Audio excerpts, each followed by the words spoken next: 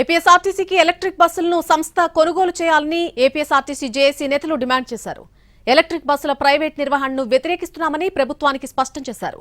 తమ డిమాండ్ను పట్టించుకోకపోతే ఆందోళనను ఉధృతం చేస్తామని హెచ్చరించారు.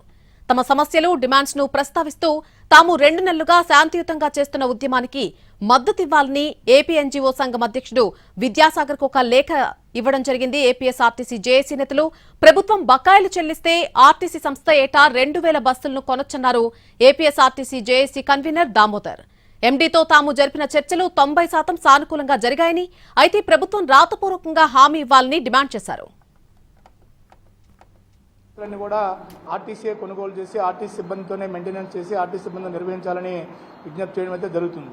అంతేకాకుండా స్త్రీశక్తి ద్వారా వచ్చే క్లెయిమ్ మొత్తాన్ని, రీఎంబర్స్మెంట్ మొత్తాన్ని కూడా, అలాగే ఇతర రీఎంబర్స్మెంట్లన్నీ 350 కోట్ల వరకు ప్రతి నెల పేమెంట్ చేయాలని కోరుకుంటూ, ఇవాళ స్త్రీశక్తి ప్రవేశపెట్టిన తర్వాత, గత ఏడాది ఆగస్టు నెలలో ప్రవేశపెట్టిన తర్వాత సుమారు రోజుకి 15 లక్షల మంది ప్రయాణికుల సంఖ్య పెరిగింది.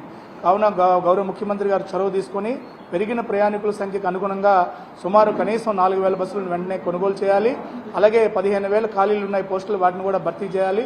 లేదంటే మాత్రం స్త్రీశక్తి ద్వారా ఏదైతే ప్రభుత్వానికి సూపర్ సిక్స్లో భాగంగా మంచి పేరు ప్రఖ్యాతులు వచ్చాయో అది చెడ్డ పేరు వచ్చే ప్రమాదం కూడా ఉందని చెప్పేసి ప్రభుత్వానికి విజ్ఞప్తి. ప్రభుత్వం నుంచి ఒక నయా పైసా ఏపీఎస్ఆర్టీసీకి చెల్లించాల్సిన అవసరం లేదు.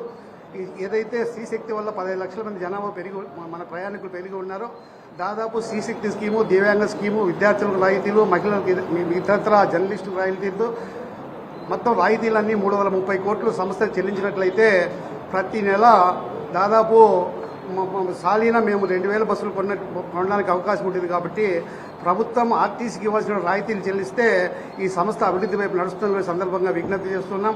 అదేవిధంగా ప్రభుత్వం ఏదైతే ప్రతిష్టాత్మకంగా ప్రవేశపెట్టిన శ్రీశక్తి స్కీము విజయవంతం కావాలంటే అదనంగా డీజిల్ బస్సు